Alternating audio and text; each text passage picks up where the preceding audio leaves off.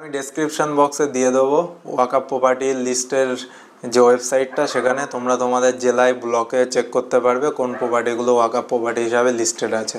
তো লিঙ্কটা ডেসক্রিপশন বক্সে থাকছে। সো বন্ধুরা, এই ভিডিওতে আলোচনা করব ওয়াকআপ। ওয়াকআপ কি, এই শব্দটার মিনিং কি, এই শব্দটা কোথা থেকে আসলো, যেটা নিয়ে দেশ বিদেশ মানে দেশ উত্তাল হয়ে যাচ্ছে, রাজ্য উত্তাল হয়ে যাচ্ছে, তার অ্যাকচুয়াল মিনিং কি। আমার মনে হয় আপনাদের মধ্যে 90% লোক এই ব্যাপারে সত্যিই অবগত নয়, আপনারা জানেনই না জিনিসটা কি। হয়তো এই অ্যাক্টের ব্যাপারে রিসেন্ট শুনেছেন, কিন্তু ওয়াকআপ এই কথাটার মানে কি। যে ওয়াকআপ সংশোধনী আইন যেটা হলো, যেটা পার্লামেন্টে পাশ হলো এবং বিলটা পাশ হওয়ার পরে আইনে রূপান্তরিত হলো, সেই আইনের যে বিল ছিল, যেটা 2024 আসে, সেপ্টেম্বর 13, 2024, সেখানে মিনিস্ট্রি অফ মাইনরিটি অ্যাফেয়ার্স, সেখানের তরফ থেকে যে প্রেস রিলিজ করা হয়, আমি সেটা দেখে এই ভিডিওটা অ্যাকচুয়ালি বানাচ্ছি এবং সেটা আপনাদের সামনে রাখবো। What is the meaning of waqf? তো ওয়াকআপের মিনিংটা কী আসছে এখানে দেখি। Waqf refers to properties dedicated exclusively for religious and charitable purpose under Islamic law, and any other use or sale of the property is prohibited. Islamic law অনুযায়ী হবে এবং সেই প্রপার্টি বিক্রি অথবা অন্য ইউজ প্রহিবিটেড, মানে সেটা করা যাবে না।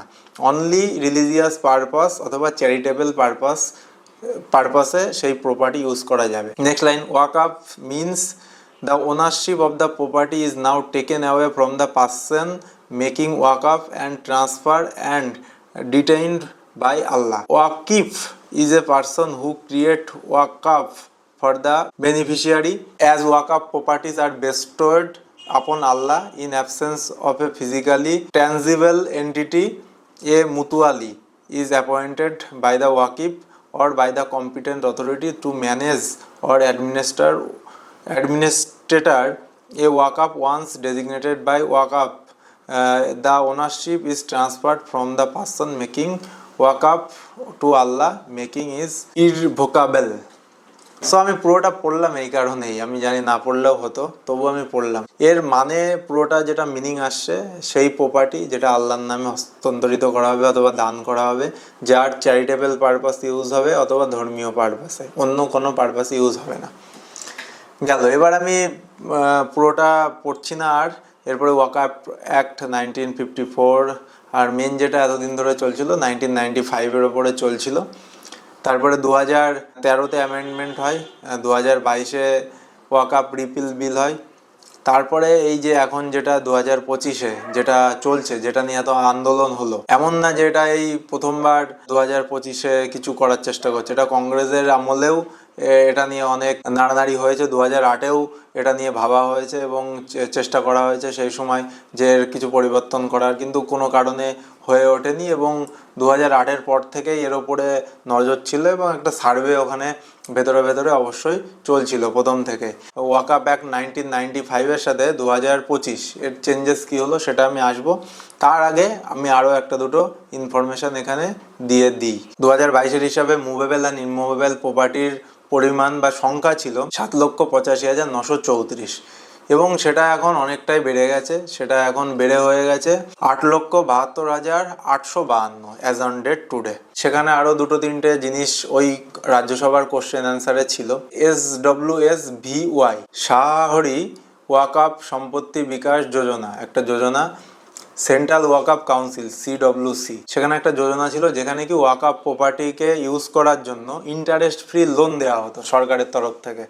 এবং ওখানে বলা হয়েছে 2016 থেকে 2021 এই 5 বছরে 1,861.93 lakh loan interest free loan provide করা হয়েছে, যেটা ইন্টারেস্ট ফ্রি কমপ্লিটলি ওয়াকআপ ইনস্টিটিউশন ওয়াকআপ বোর্ডকে দেওয়া হয়েছে 24টা ডেভেলপমেন্ট প্রজেক্টে। এটা একটা কোশ্চেনের অ্যান্সার ছিল, কতটা লোন দেওয়া হয়েছে। আর আমি বলে রাখি, টোটাল 32টা আমাদের ওয়াকআপ বোর্ড আছে অল ওভার ইন্ডিয়াতে, সব স্টেট মিলে। এবং সেখানে আরও একটা কোশ্চেন করা হয়েছিল যে সেখান থেকে কতটা রিটার্ন সরকার পেয়েছে।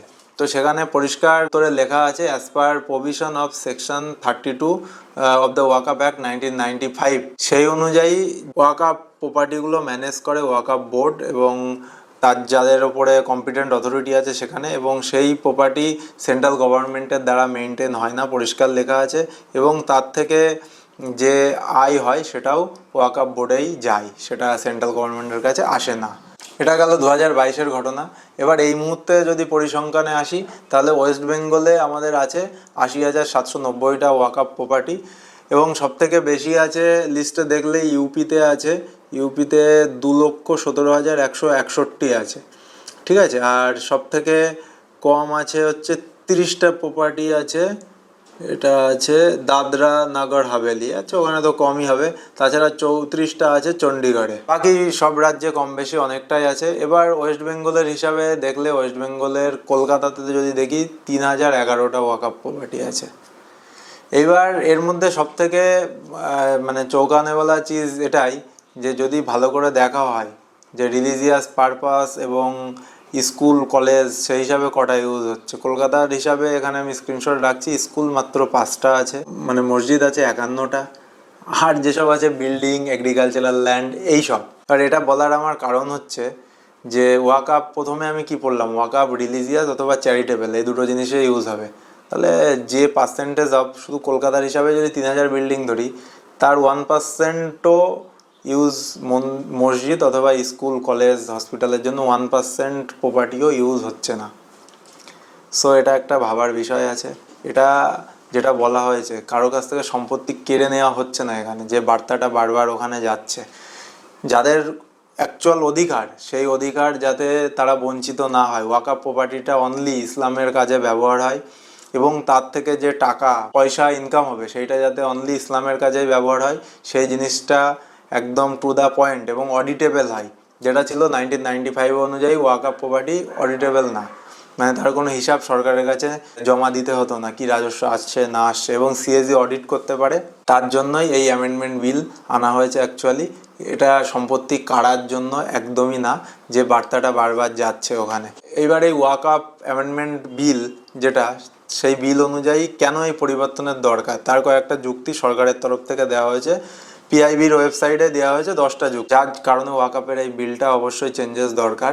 Lack of transparency in waqf property management, তারপরে হচ্ছে incomplete survey and mutation of waqf land records, insufficient provision for women inheritance right, তারপরে large number of prolong litigation, মানে বহু লিটিগেশন আছে যেগুলো 2013 থেকে 10,381টা পেন্ডিং কেস আছে, এবং 2013-তে এখন সেটা 21,618টা কেস হয়ে গেছে। এবং এই কেসের মধ্যে এমন কেস আছে, বহু কেস এটাই আছে সেটা মুসলিমদের তরফ থেকে সেই কেসটা করা হয়েছে, 50% কেস এমন আছে। Irrational power of Waqf boards declaring any property as Waqf land based on their own enquiry, এটা একটা গুরুত্বপূর্ণ কারণ, যে কোনো ল্যান্ডকে তারা মানে নিজেরাই এনকোয়ারি করে ওয়াকফ ল্যান্ড হিসাবে ঘোষিত করবে, তার একটা প্রপার রুল এবারে নিয়ে এসেছে, আগে তো একটা ছিলই। Large number of dispute related to government land declare as waqf, মানে গভর্নমেন্ট ল্যান্ডকে ওয়াকফ ঘোষিত করে দিয়েছে। Lack of proper accounting auditing, 8 নম্বর অ্যাডমিনিস্ট্রেটিভ ইনএফিসিয়েন্সি, 9 নম্বর improper treatment to trust properties, 10 নম্বর ইনঅ্যাডুকুয়েট রেসপন্সিবিলিটির of stake holder in central waqf council আর স্টেট ওয়াকফ বোর্ডস। এবার লাস্ট কয়েক বছরে যে জিনিসগুলো সামনে এসেছে, তামিলনাড়ুতে যেমন একটা ফার্মার তার জমি বেচতে পারছে না, এই কারণ ওয়াকফ বোর্ড ক্লেম করেছে এন্টায়ার ভিলেজ তাদের এরিয়া, এই ওয়াকফ প্রপার্টি, এই কারণে সে জমি বেচতে পারছে না, এটা উল্লেখ করা হয়েছে।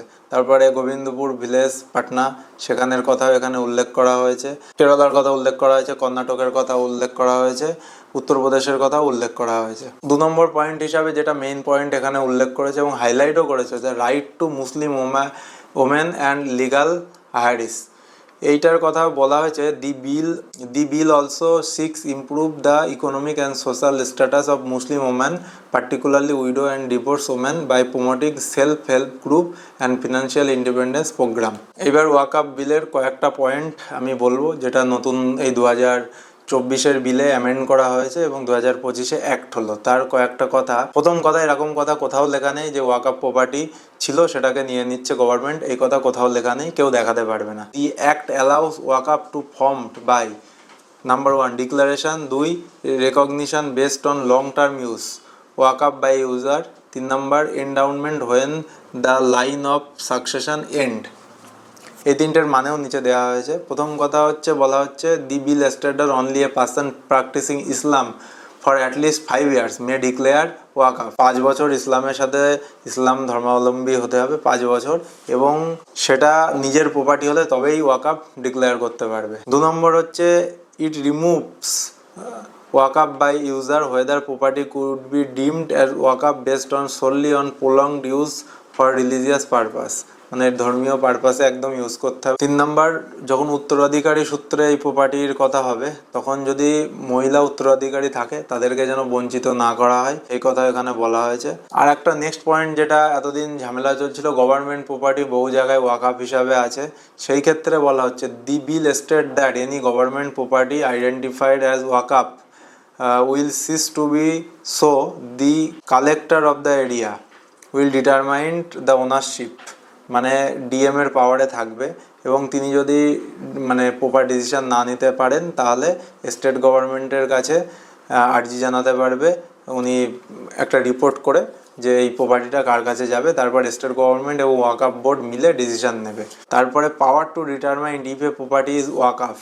The Act empowers Waqf Board to inquire and determine if a property is Waqf.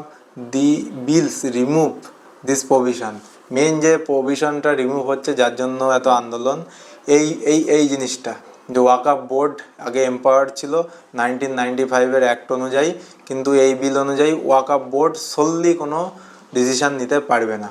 তারপরে সার্ভে অফ ওয়াকআপ বিলের মাধ্যমে যেটা বলা হচ্ছে ওয়াকআপ প্রপার্টিকে ভালো করে সার্ভে হবে, এবং তার জন্য ডিস্ট্রিক্ট ম্যাজিস্ট্রেট মানে কালেক্টর এন্টাইটেল হবে এবং তারা পারবে, মানে তাদের রাইটে থাকবে। এবার আরও একটা যে জিনিস মেন চেঞ্জেস হচ্ছে যে ওয়াকআপ বোর্ডের ক্ষেত্রে রিপ্রেজেন্টেটিভ অফ মুসলিম অর্গানাইজেশন তারা থাকবেই, স্কলার্স ইন মুসলিম ল মানে মুসলিম লতে যারা স্কলার তারাও থাকবে, আর আরেকটা যেটা থাকবে অ্যাটলিস্ট 2 পার্সন মানে 2 জন অবশ্যই ওমেন হবে, সেটা মুসলিম। আরও একটা জিনিস যেটা এখানে বলা হচ্ছে যে সেই 2 জনের মানে ওয়াকআপ বোর্ডে 2 জন নন মুসলিম থাকবেন।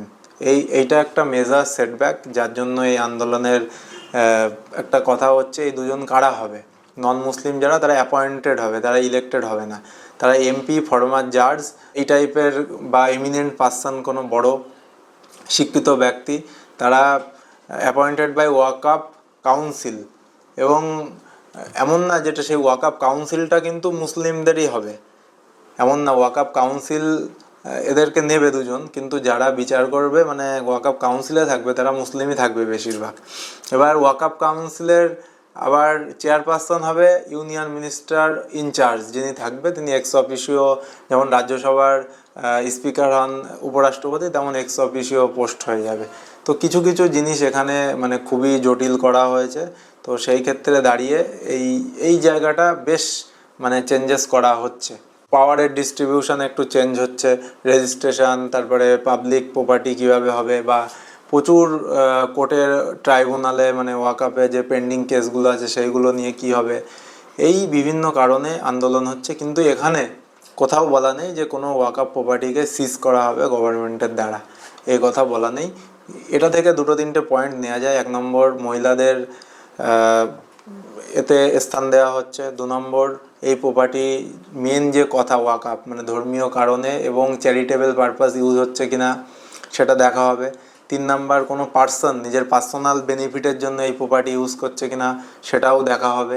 এইগুলো খুবই ইম্পর্টেন্ট পয়েন্ট, যে ওয়াকআপ প্রপার্টি ধর্মের কারণে দান করেছে, কিন্তু দেখা গেল কোনো পার্সন নিজের সুবিধার জন্য সেখান থেকে মানে সেটাকে ব্যবসায়িক কারণে বা অন্যভাবে ব্যবহার করছে। কারণ প্রচুর হাজার হাজার বাড়ি ঘর, বড় বড় হোটেল মানে এই টাইপের জিনিস এই ওয়াকআপ প্রপার্টিতে আছে। 8 লক্ষের ওপর প্রপার্টি অল ওভার ইন্ডিয়াতে, তোমরা জাস্ট একবার ভেবে দেখো।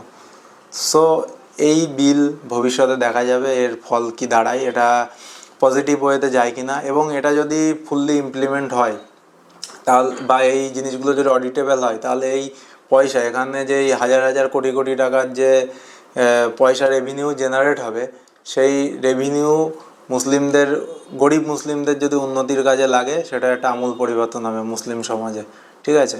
তো এবার অর্ধেক লোক তো জানেই না এর কিসের জন্য এই ঝামেলা চলছে। তো আমি একটা ছোট ভিডিও মানে সিনপসিস রাখলাম, এর ওপরে যদি ভিডিও বানাতে হয় 1 ঘন্টা বেরিয়ে যাবে, তাও এই বিলের ডেপথে মানে আলোচনা করা যাবে যে আরও কি কি আছে। তো আমি ভবিষ্যতে বানানোর ইচ্ছা আছে, তো দেখব। তো এই ভিডিওটা তোমাদের কেমন লাগলো, ইনফরমেটিভ লাগলো অবশ্যই চ্যানেলটা সাবস্ক্রাইব করো, আবার পরের ভিডিওতে দেখা হবে।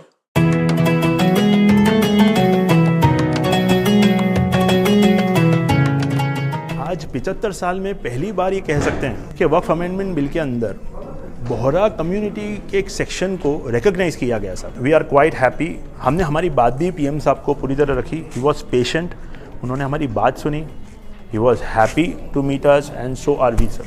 आज जब हम बात करते हैं कि सबका साथ सबका विकास, पीएम साहब ने मेजॉरिटी को तो साथ में रखा है, पीएम साहब माइनॉरिटी और माइनॉरिटी विद इन माइनॉरिटी को भी नहीं छोड़ते और वो उनका साथ लेके बल्कि उनके परेशानी को अपनी परेशानी समझ के चलते हैं। आई थिंक साहब कि ये जो लीडर का विज़न है, और मैंने ऐसे ही आज प्रधानमंत्री जी को मुझे मौका मिला तो मैंने ये बात कही है, कोई भी आदमी कोई भी फील्ड में हो, आज की तारीख में साहब बात सच्ची ये है कि वो आदमी को अपने फील्ड का मोदी बनना है। ये हमारे लिए बहुत खुशी का मौका है। और पिछले हफ्ते हमारे माननीय प्रधानमंत्री जी ने और हमारे गृह मंत्री जी ने पार्लियामेंट में आपने फरमाया कि माइनॉरिटी के अंदर जो माइनर है उनके लिए ये वक्फ का कानून बना है, और हम अपने आप को वही मानते हैं। माइनॉरिटी के अंदर माइनर वो हम हैं माइनॉरिटी में, और इस कानून का हमें फ़ायदा मिलेगा। प्राइम मिनिस्टर साहब ने जो ये स्टेप लिया है ख़ास करके हमारे लिए ये फ़ायदेमंद है, तो इसके लिए हम आज प्राइम मिनिस्टर साहब का धन्यवाद करने के लिए आए। राजकोट मेरा नेटिव प्लेस है और गुजरात में हमारी बहुत सी वक़फ़ की प्रॉपर्टी है जिसमें एनक्रोचमेंट हुआ है। जैसे उन्होंने खुद एग्जांपल दिया, जैसे कि पाटन, तो हम चाहते हैं ये वक़फ़ एक्ट से हम उम्मीद करते हैं कि हमको रिलीफ मिले।